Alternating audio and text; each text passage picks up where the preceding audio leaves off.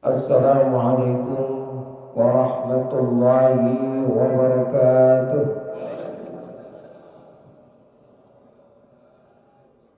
Bismillahirrahmanirrahim. Alhamdulillahi rabbil alamin.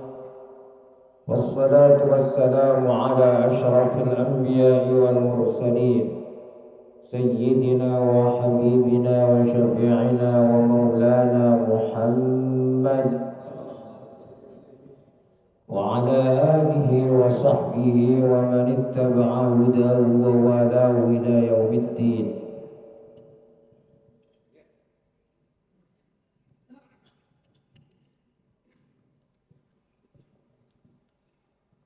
إن أصدق الحديث كتاب الله وخير الهدي هدي النبي محمد صلى الله عليه وسلم.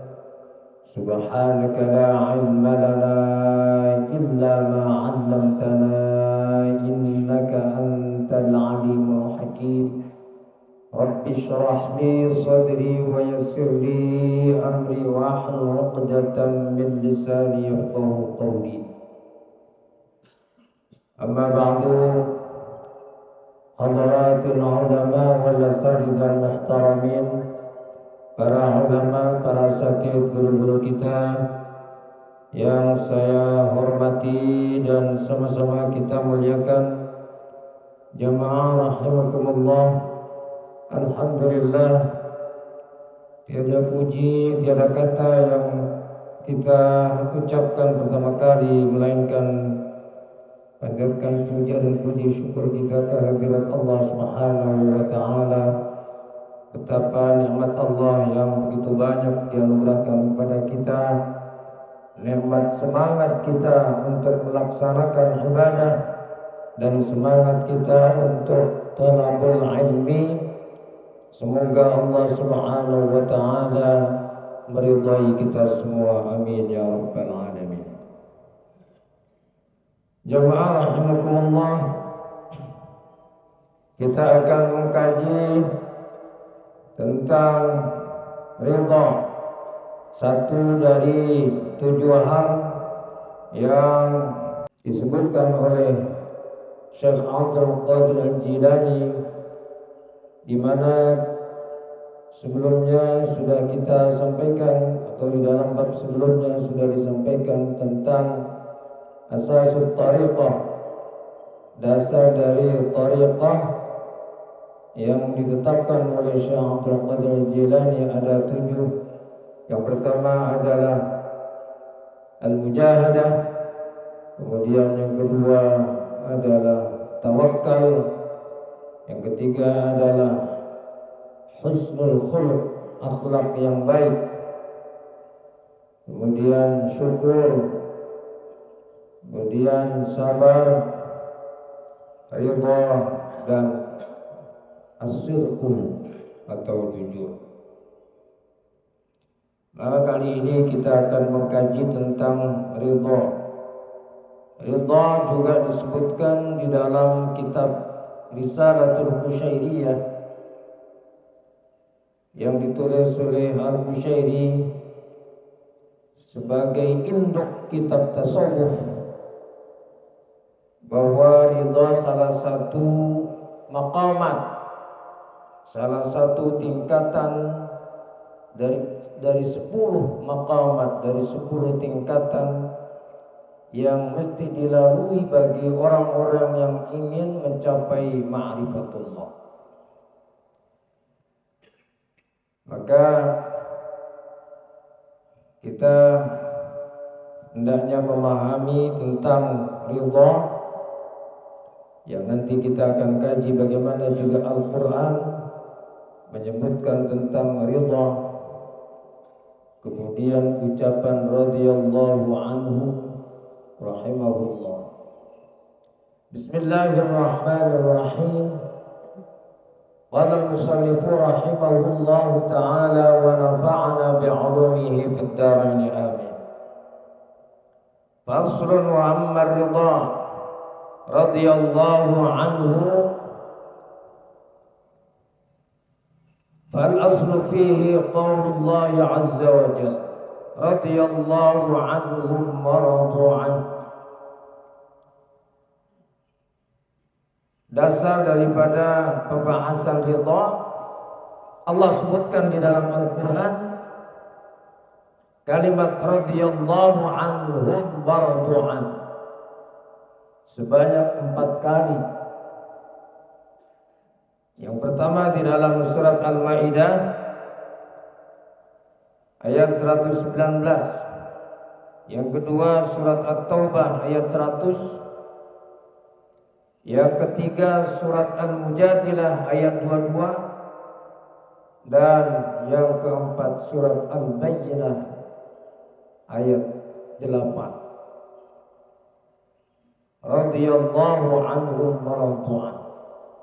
Allah ridha kepada mereka dan mereka ridha kepada Allah Subhanahu wa taala. Wa qawluhu tabaraka wa taala, dan firman Allah Subhanahu wa taala, yubashshiruhum rabbuhum birahmatin minhu wa ridwanin wa jannatin lahum fiha na'imun muqim. Allah Subhanahu wa taala memberikan kabar gembira kepada mereka. Yubashshiruhum rabbuhum, Tuhan mereka Allah Subhanahu wa taala memberi kabar gembira kepada mereka. Yubashshiruhum birahmatin minhu, bahwa mereka mendapatkan rahmat Allah Subhanahu wa taala dan mendapatkan ridhonya. Wa ruwiya 'an Ibnu Abbas radhiyallahu anhu, wa ruwiya 'an Ibnu Abbas bin Abdul Muttalib radhiyallahu anhuma annahu qala Rasulullah sallallahu alaihi wasallam, "Dhaqa tu'mal imani man radiya billahi azza wa jalla rabban." Rasulullah sallallahu alaihi wasallam bersabda bahwa orang akan merasakan nikmatnya iman. Dhaqa tu'mal iman. Kita akan, dhaqa itu asal katanya dzauq, mencicipi, merasakan. Falyadhuqu, merasakan tu'mal iman, makanan iman atau nikmatnya iman. Bahwa di dalam kita beriman mestinya kita merasakan nikmatnya iman. Dan kita merasakan nikmatnya iman kalau 3 hal ada pada diri kita. Salatun man kunna fihi, siapa orang yang ada 3 perkara pada dirinya, wajada halawatul iman. Jadi kita merasakan manisnya iman, lezatnya iman, nikmatnya iman. Begitu juga kita mestinya merasakan bagaimana nikmatnya ibadah. Di dalam kita beribadah mestinya kita merasakan bagaimana nikmatnya ibadah. Nikmatnya kita bersimpuh di hadapan Allah Subhanahu wa taala. Ketika kita sholat mestinya kita bisa merasakan nikmatnya sholat, nikmatnya menghadap Allah, nikmatnya kita menghadap atau ketemu dengan presiden, dengan rajanya raja. Mestinya begitu. Maka orang akan merasakan nikmatnya iman kalau dia ridha bahwa Allah itu sebagai Tuhannya. Raditu billahi rabba wa bil islami dina wa bi Muhammadin nabiyya wa rasulah. Itulah yang ayat yang terakhir yang diturunkan oleh Allah Subhanahu wa taala, al-yauma akmaltu lakum dinakum wa atmamtu alaikum ni'mati wa raditu lakumul Islam dinan. Jadi merasakan nikmatnya iman ketika kita sudah ridha bahwa Allah sebagai Rabb kita. Kalau kita sudah ridha kepada Allah, maka Allah pun akan ridha kepada kita. Dan ridha itulah sebenarnya yang kita cari. Hakikatnya ridha itulah mestinya yang kita cari. Itu adalah ikhlas, nilai ikhlas yang paling tinggi. Tingkatan ikhlas yang paling tinggi adalah kita meraih ridha Allah Subhanahu wa ta'ala. Maka para sahabat, mereka orang-orang yang sudah meraih ridha Allah Subhanahu wa ta'ala. Radhiyallahu anhum wa radu'an. Waqila, ini hadis diriwayatkan oleh Imam Muslim dan imam yang lain dan rawi yang lain. Waqila kataba Umar bin Al-Khattab ila Abi Musa Al-Asy'ari radhiyallahu anhuma, amma ba'du fa innal khaira kullahu fil ridha fa in istata'ta an tarda wa illa fasbir. Khalifah Umar bin Khattab berkirim surat kepada Abu Musa Al-Asy'ari radhiyallahu anhuma. Berkirim surat ini kita ingat peristiwa ditetapkannya awal tahun baru Hijriah. Itu juga Sayyidina Umar bin Khattab berkirim surat kepada Abu Musa Al-Asy'ari. Lalu diingatkan oleh Abu Musa Al-Asy'ari, ya kan, yang kemarin sudah dijelaskan oleh Prof. Said Aqil Hasan Al-Munawwar. Suratnya Tuhan yang tidak bertanggal dan tidak bertahun telah saya terima, karena waktu itu kita belum punya kalender Hijriah, belum punya kalender Islam. Ini Sayyidina Umar berkirim surat kepada Abu Musa Al-Asy'ari yang diantara isi suratnya, amma ba'du fa innal khaira kullahu fir ridha. Amma ba'du itu artinya amma ba'da basmalah walhamdalah, setelah bismillah, setelah alhamdulillah, fa innal khaira kullahu fir ridha, sesungguhnya kebaikan itu semuanya ada pada ridha. Semua kebaikan itu ada pada ridha. Maka kita ingin meraih ridha Allah Subhanahu wa ta'ala. Dan ketika kita mengucapkan kata ridha, maka hadis yang sangat terkenal mengingatkan kepada kita bagaimana hubungan kita kepada orang tua, kedua orang tua kita, ya kan? Semuanya kita mungkin sudah hafal hadis itu. Ridha Allah fi ridhal walidain wa sukhtullahi fi sukhtil walidain. Bahwa kita kalau ingin meraih ridha Allah itu ada pada ridha kedua orang tua kita. Begitu juga murka Allah ada pada murka kedua orang tua kita. Fa in istata'ta an tarda fa illa fasbir. Kalau memang kita bisa ridha, maka kita hendaknya ridha. Terapkan ridha itu ada pada diri kita, pada hati kita. Wa illa, kalau memang tidak bisa, maka fasbir, maka sabarlah. Wa ruwiya an Qatadah rahimahullahu ta'ala fi qawlihi wa idza busyira ahaduhum bil untha dhalla wajhuhu muswaddan wa huwa kadhib.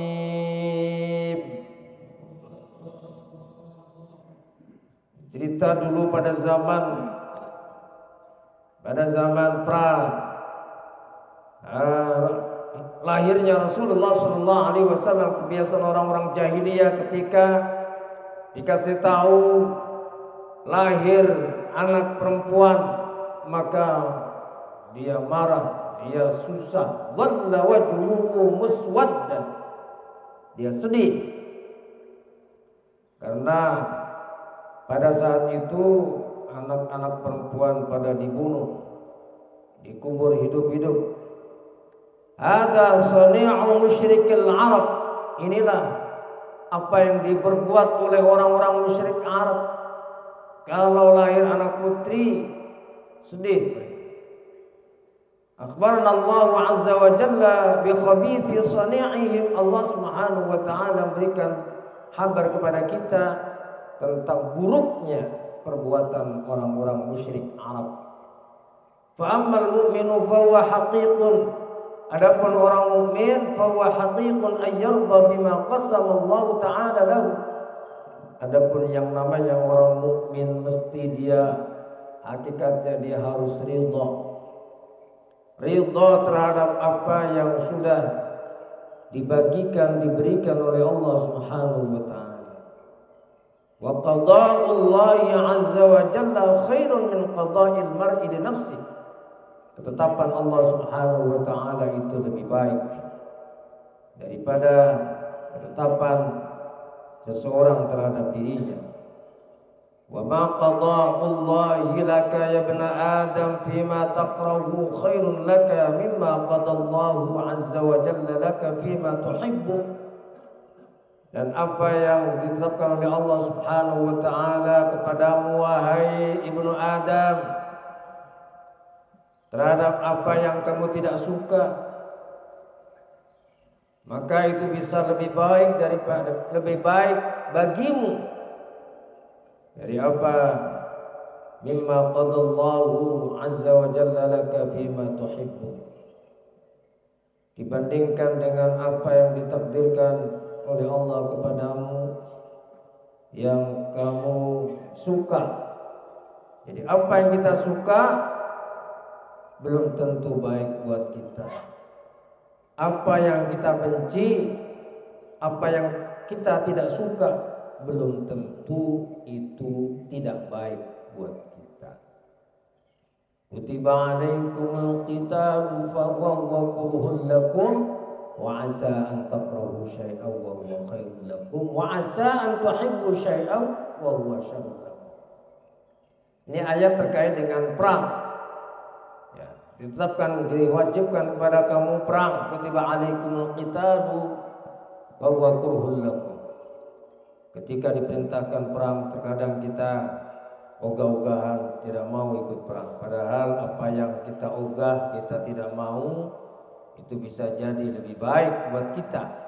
Dan apa yang kita suka bisa jadi itu tidak baik buat kita.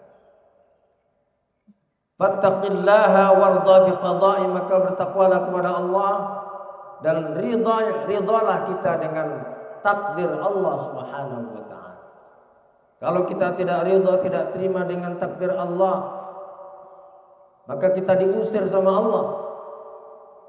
Silahkan mencari Tuhan selain saya, kata Allah. Qala tabaraka wa ta'ala wa asa an takrahu syai'a. Ini awal ayatnya adalah kutiba alaikum kitab fa huwa kurhun lakum wa asa an takrahu syai'a wa huwa khairul lakum wa asa an tuhibbu syai'an wa huwa syarrun lakum. Ini ayat ya mirip-mirip dengan ayat tentang muasyarah dengan siapa? Muasyarah dengan istri. Muasyarah dengan istri, wa'ashiruhunna bil ma'ruf. Terusnya ayatnya apa?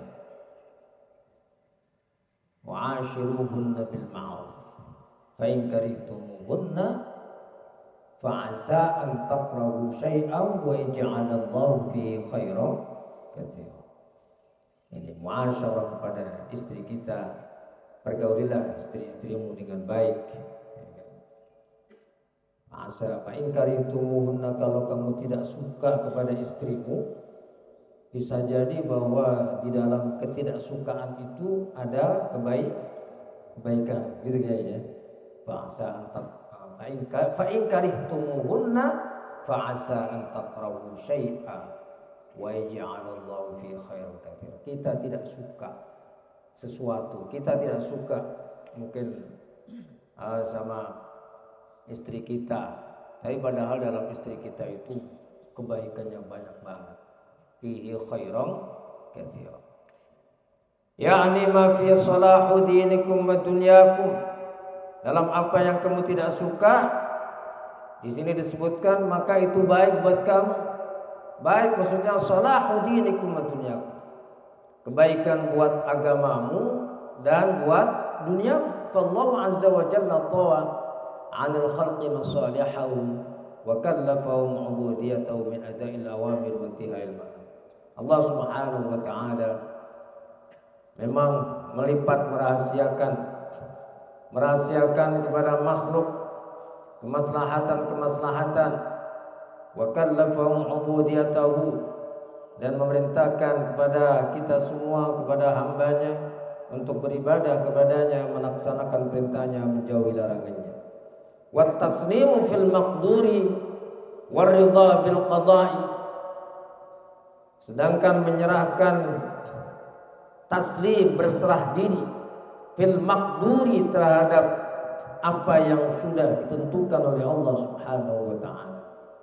War ridha bil qada, dan ridha terhadap ketentuan Allah Subhanahu wa taala fima lahum wa alaihim.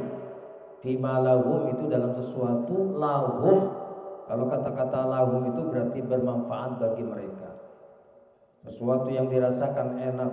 Wa alaihim, dan sesuatu yang sengsara dilaksanakannya tidak enak.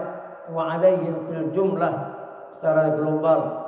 Wasta'tharahu azza wa jalla bil awaqib wal masalih, dan dia mendahulukan Allah Subhanahu wa taala, mendahulukan akhirat, mendahulukan Allah bil awaqib wal masalih. Fa yanbaghi lil 'abdi ayyudima ta'ata li maula, maka sayugianya kepada hamba hendaknya terus taat kepada Allah Subhanahu wa taala. Wa yarda bima qasama Allahu lahu wa la yattahim. Kita hendaknya senantiasa berusaha meraih ridha Allah Subhanahu wa taala. Wa 'alam anna ta'aba kulli wahidin minal khalqi 'ala qadri munaza'ati al-maqdur lil qadar. Ketahuilah bahwa kepayahan setiap orang dari makhluk itu sesuai dengan qadri munaza'atihi al-maqdur lil qadar, sesuai dengan seukuran bagaimana dia berusaha untuk mencapai apa yang ditentukan, wa muwafaqatu li hawa. Jadi kita hidup ini bisa happy, bisa merasakan capek, payah, lelah, stres. Semuanya itu adalah bagaimana kita mengatur dalam kehidupan ini ala qadri munaza'atihi al-maqturil qadar wa muwafaqatu li hawa, dan kesesuaiannya terhadap hawa nafsunya. Kalau hawa nafsunya dituruti terus, maka dia akan bisa capek, dan pada endingnya bukan bahagia yang dia raih, tetapi bisa jadi stres dan depresi. Wa tarku ridahu bil qada, fa kullu man radiya bil qada istaraha. Ini fa kullu man radiya bil qada istaraha. Siapa yang ridha dengan qada, maka dia istirahat, dia akan hidup nyantai. Istirahat, ya, istirahat itu bukan berarti terus diam saja nggak kerja, bukan ya. Mungkin bisa jadi sersan ya. Serius tapi santai. Serius di dalam kita ikhtiar bekerja, tapi juga santai, karena semuanya adalah ketentuan Allah Subhanahu wa taala. Itu maksudnya. Kullu man radiya bil qada'i istaraha Wa kullu man lam yarda bihi talat syaqawatu. Orang yang tidak ridha dengan takdir, dengan qada Allah, maka selamanya dia akan sengsara. Talat syaqawatu wa ta'abu, maka panjang sengsaranya, celakanya, wa ta'abu dan kepayahannya. Wala yanalu minad dunya illa ma qusima lahu, dan dia tidak akan mendapatkan dunia kecuali apa yang sudah dibagikan kepadanya. Nahnu qasamna bainahum ma'isyatahum fil hayatid dunya. Itulah firman Allah, saya telah membagi dunia ini kepada mereka. Nahnu qasamna bainahum ma'isyatahum fil hayatid dunya. Fama dama hawa mutaba'an qadiyan 'alaihi fa huwa ghairu radin bil qada. Selama dia mengikuti hawa nafsunya dan apa yang diputuskan oleh hawa nafsunya dia ikuti, maka berarti dia tidak ridha terhadap qada. Li'anna al-hawa munazilul haqq fa ta'abuhu mukathifun mutazaidun fastijlab. Jamaah rahimakumullah, para sahabat Rasulullah telah mendapatkan ridha Allah. Maka di dalam Al-Quran diabadikan bahwa mereka adalah orang-orang yang diridha oleh Allah Subhanahu wa ta'ala. Maka ketika kita menyebutkan nama Rasulullah sallallahu alaihi wasallam, maka kita bersolawat kepada beliau, baik di dalam ucapan maupun di dalam tulisan. Begitu juga ketika menyebutkan sahabat, maka kita ucapkan radhiyallahu anhu. Semoga Allah ridha kepadanya. Ini kan doa. Kemudian selainnya kita doakan rahimahullah. Doa juga. Doa. Jadi kita mendoakan kepada para sahabat, kepada para ulama yang adalah bentuk daripada penghormatan kepada para ulama. Ada doa di belakangnya. Ada juga titel yang ditaruh di depan, ya kan? Titel. Ada titel ustaz, ada titel kiai. Itu sebetulnya bentuk penghormatan kepada ustaz, kepada kiai. Maka kita rumusnya adalah hendaknya kita pandai menghormati orang lain. Siapapun orang itu kita hormati. Mau orang Arab, mau orang Jawa, kita hormati. Pokoknya orang saja itu kita hormati. Mau orang sama agamanya sama kita hormati. Itu. Jadi kita tidak usah mempermasalahkan masalah Habib, masalah Sayyid, palsu atau tidak palsu, itu kita tidak usah mempermasalahkan. Jadi kita menghormati semuanya. Kita tidak harus taat kepada mereka, itu masalahnya kan. Kalau Nabi, nah itu bahaya. Tetapi kita harus hormat kepada mereka. Yang kita taati itu adalah nilai-nilai agama. Oleh karena itu, seandainya pun palsu, gak ada masalah. Seandainya gak sampai kepada Nabi juga gak ada masalah. Jadi kita tidak usah mempermasalahkan Ba'alawi, gak usah mempermasalahkan Habib. Kita menghormati orang itu karena ilmunya. Sama dengan Allah menghormati Nabi Adam karena sudah dikasih ilmu. Ini terkait dengan radhiyallahu anhu itu. Allah kasih penghormatan kepada sahabat Rasulullah SAW. Jadi yang penting kita pandai menghormati orang lain siapapun orangnya, tapi jangan gila hormat. Kita boleh manggil ustaz, ya kan? Ustaz kan panggilannya. Jangan nggak dipanggil ustaz marah. Ustaz tuh kalau di Mesir sana itu profesor, ya kan? Al-ustaz, ad-doktor. Ustaz tuh profesor sebetulnya. Kalau di sini mah gampang banget mendapatkan ustaz. Ya nggak apa-apa. Ustaz panggil kiai, nggak dipanggil kiai marah. Jadi kita hendaknya pandai menghormati orang lain. Di dalam kitab Riyadhus Shalihin bagaimana kita diajarkan untuk menghormati ulama. Tapi kita jangan gila hormat. Gak dicium tangannya marah. Gak dipanggil kiai marah. Itu rumusnya itu. Jadi sekali lagi karena ini hal yang fenomenal yang dimana seakan-akan kita diadu domba. Bukan diadu domba ya, adu manusia ya. Antara ulama, antara Jawa dengan Arab yang sedang sekarang ramai.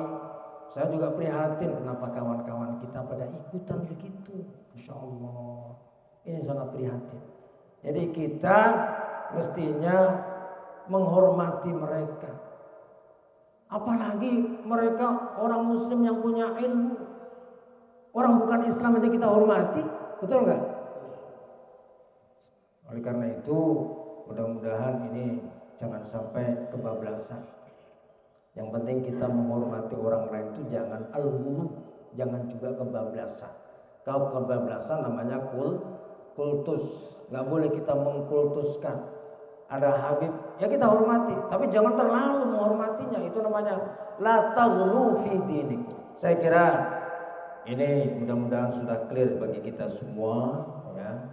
Dan apa yang ramai di medsos saya kira mudah-mudahan tidak berlarut-larut mengenai bagaimana kita menghormati para habaib, orang-orang yang selama ini kita hormati, baik itu para kiai, para habaib, orang-orang yang kita hormati karena ilmunya, karena karomahnya yang Allah berikan kepada mereka.